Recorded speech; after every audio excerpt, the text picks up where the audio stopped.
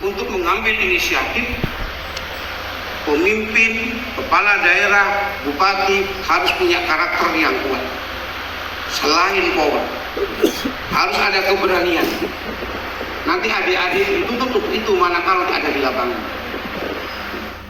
Pengambilan keputusan yang saya sangat yakin sekali adik-adik sudah punya gambarannya seperti apa. Tetapi pengambilan keputusan harus betul-betul memperhatikan 3 faktor saat mengambil keputusan. Pertama, apakah keputusan yang diambil itu betul-betul bermanfaat bagi organisasi? Jangan berimprovisasi untuk keluarga, jangan untuk diri sendiri, tapi untuk organisasi. Apakah itu diambil itu betul-betul bermanfaat bagi organisasi? Yang kedua apa?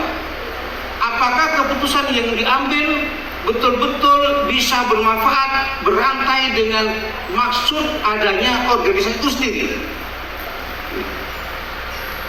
Di level terkecil katakanlah, di tingkat desa atau kelurahan. Apakah keputusan diambil itu untuk kelurahan? Terus bagaimana efek partainya dengan masyarakat sekitar? Jangan sampai keputusan hanya untuk kepentingan organisasi kelurahan, tetapi masyarakat tidak bisa merasakan manfaatnya. Dan yang ketiga terakhir, apakah keputusan diambil itu bisa dipertanggungjawabkan? Saya secara empirik mempelajari pengambilan putusan, mungkin banyak indikatornya, tapi yang saya pahami hanya 3 hal itu. Tidak pernah selama saya menjadi kepala unit kerja, tidak pernah keputusan yang diambil itu untuk kepentingan diri saya sendiri, keluarga, kelompok tidak, tapi organisasi.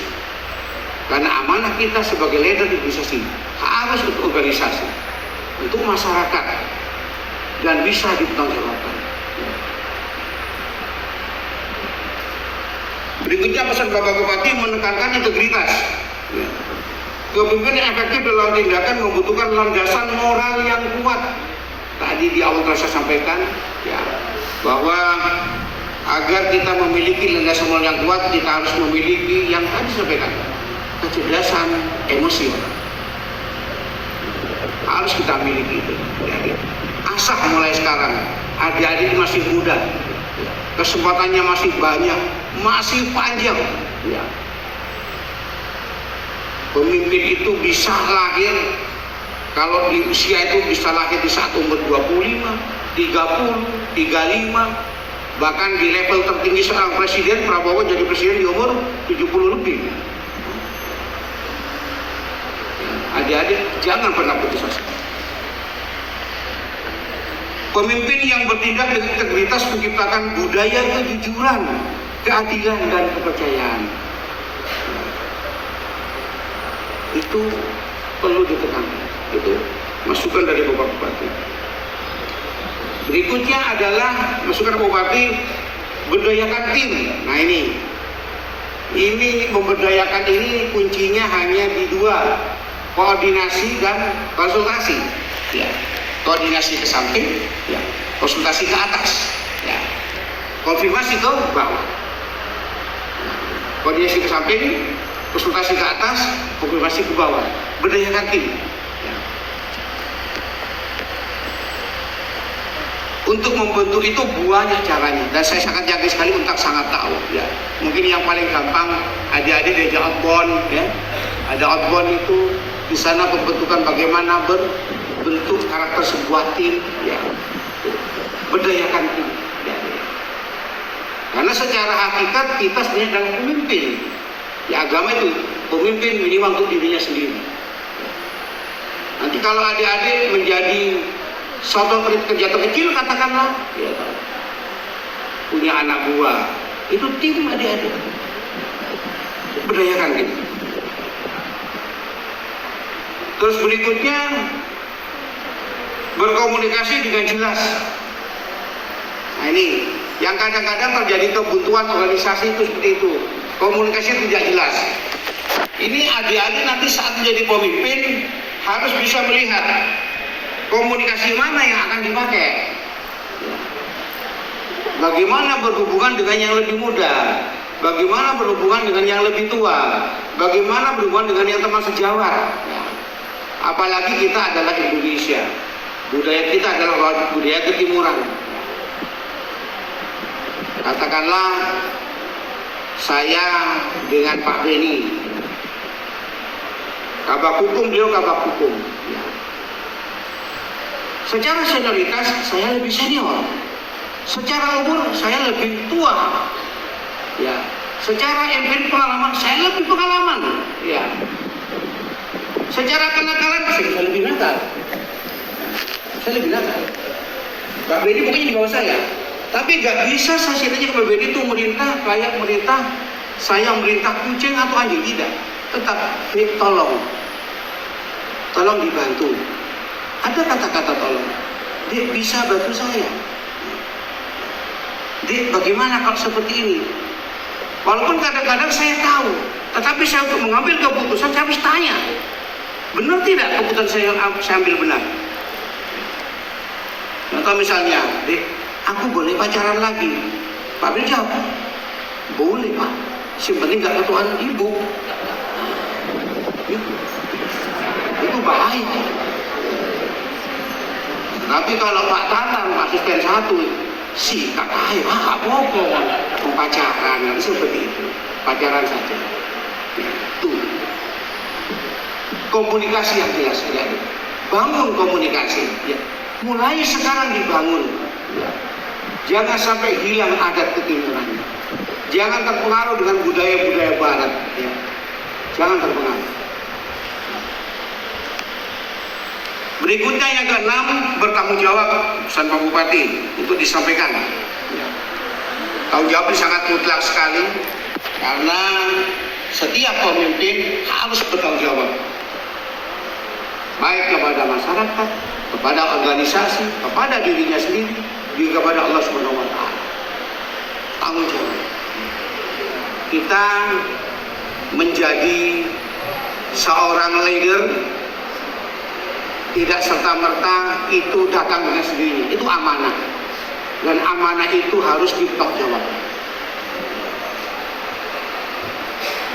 Coba adik-adik belajar dari superhero. Ingat film Spiderman? Ya, ingat. Siapa nonton film Spiderman? Gue suka nonton film, ada untak. Nonton lah, kursi Marvel itu, ya. Marvel apa di komik? Marvel, ya, Marvel. Ya. Menjelang pamannya meninggal, ditembak di pinggir jalan, Spiderman itu menghampiri, datang. Pesannya apa? Sambil nunjuk dadanya itu Spiderman itu. Siapa namanya coba saya tanya? Siapa? Oh ya, itu bilang begini pamannya, di apa tuh, di suatu yang kuat, ya, yang memiliki tanggung jawab yang besar pula, kemampuan yang besar, ya, terdapat tanggung jawab yang besar pula.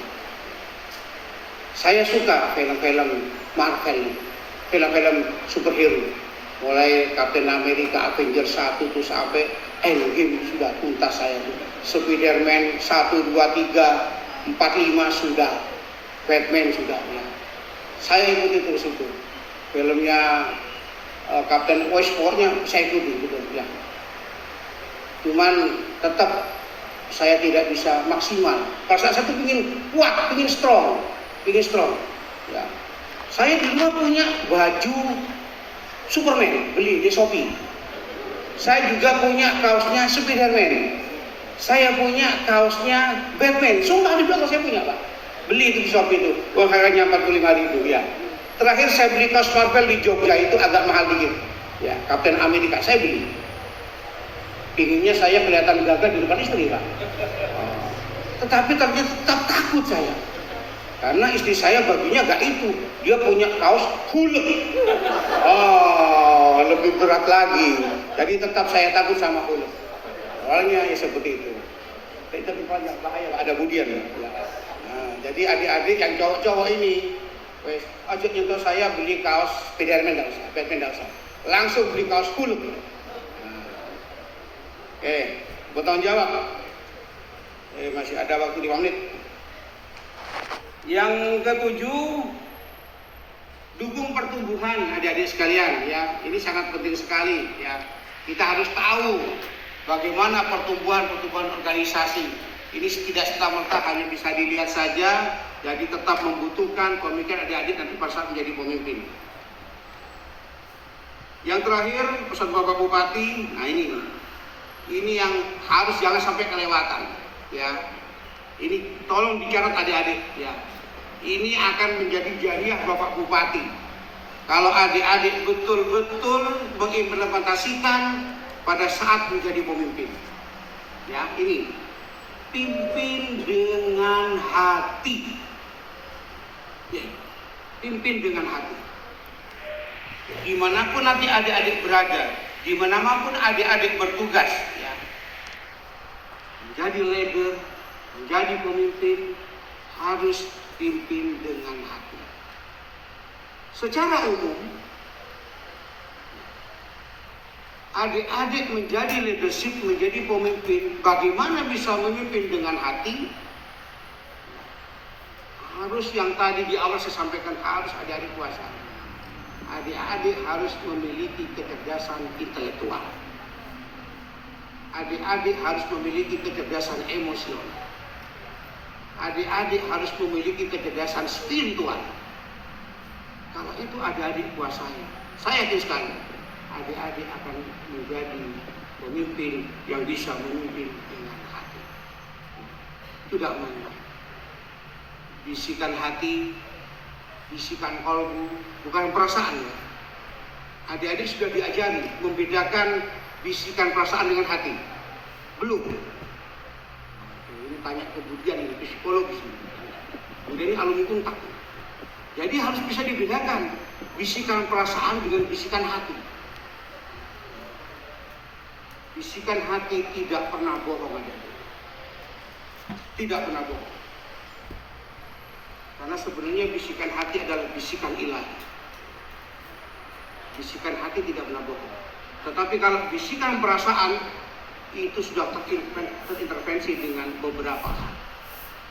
Keluarga, teman, anak, istri, lingkungan, kerabat, organisasi, sebagainya. Tapi kalau bisikan hati tidak pernah bohong. Belajarlah mencari. Itu dunia tasawuf.